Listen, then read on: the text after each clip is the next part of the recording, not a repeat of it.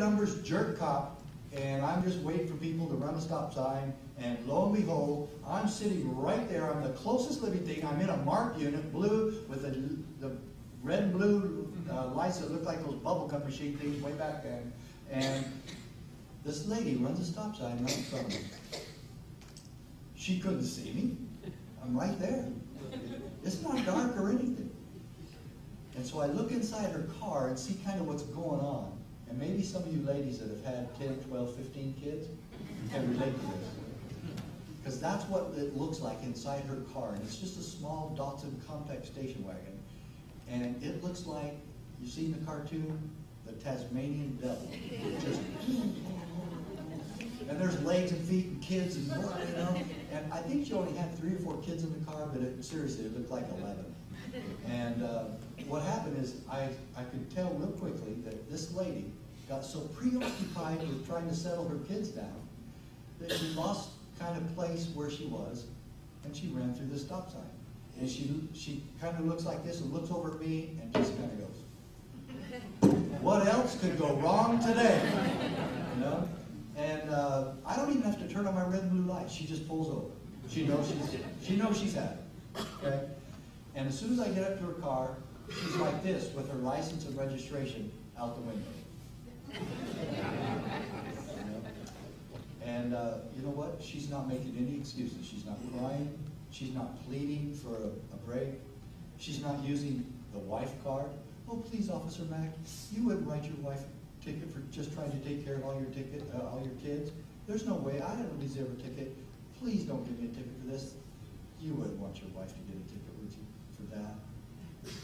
Or even more so, Officer Mack, how many kids did your mom have?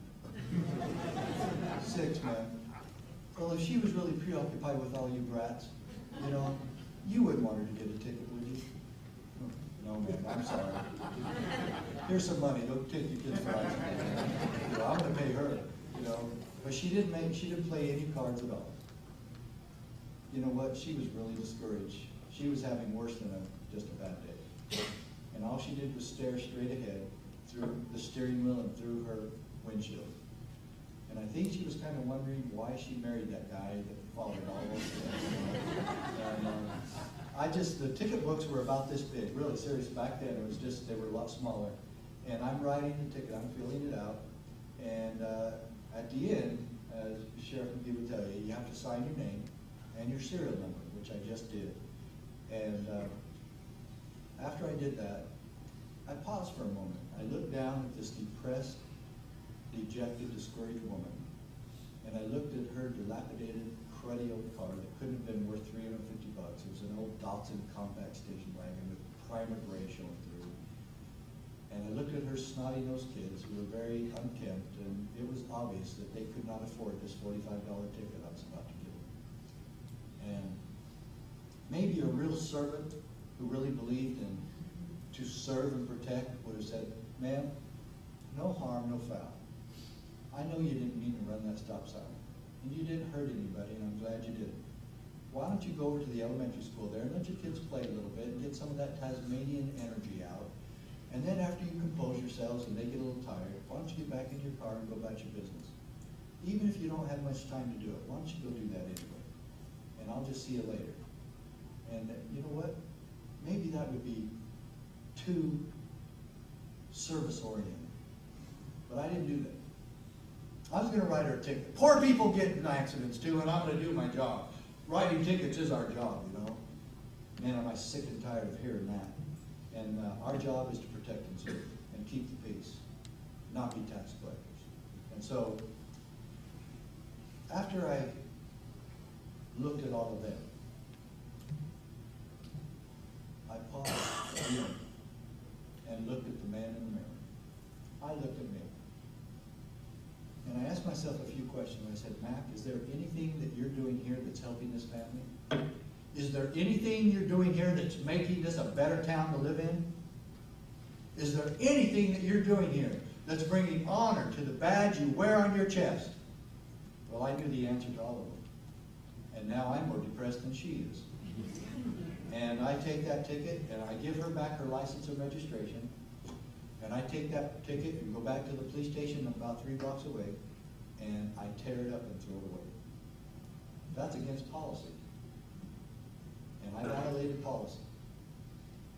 And luckily, my sergeant didn't catch him, and I didn't get in any trouble. And the next day, I come back to briefing. I'm supposed to be at briefing at 2:30 because the swing shift starts at 3, and that's the shift I was on. And I came back, and I'll tell you what, I do not know why this is happening. I went to the city clerk's office and asked her if I had taken an oath of office. I don't even know why I'm asking that, because I was never concerned about it before.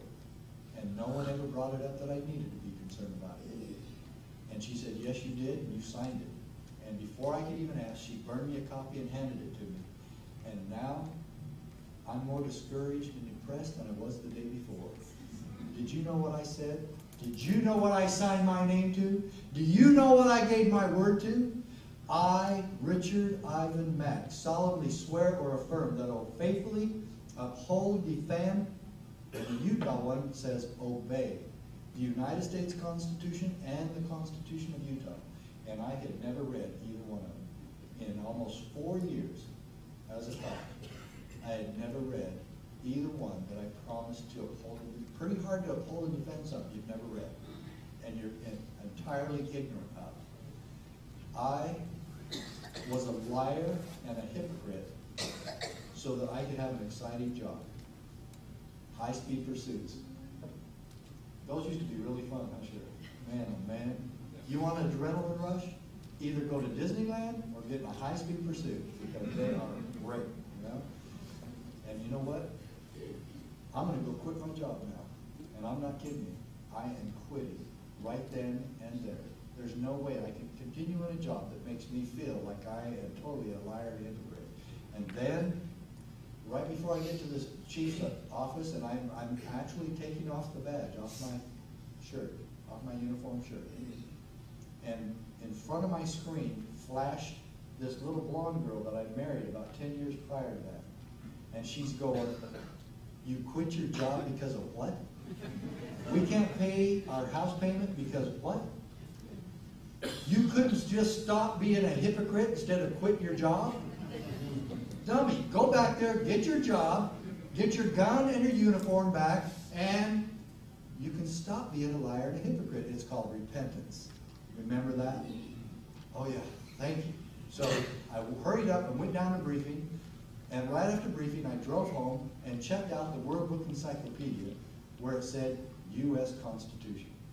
And I kept that with me in my car the rest of the week and all night. And I'm reading it and I'm studying it, especially the Bill of Rights. And I'm really liking everything. And I'm really starting to get excited about this. And you know which one hit me the most?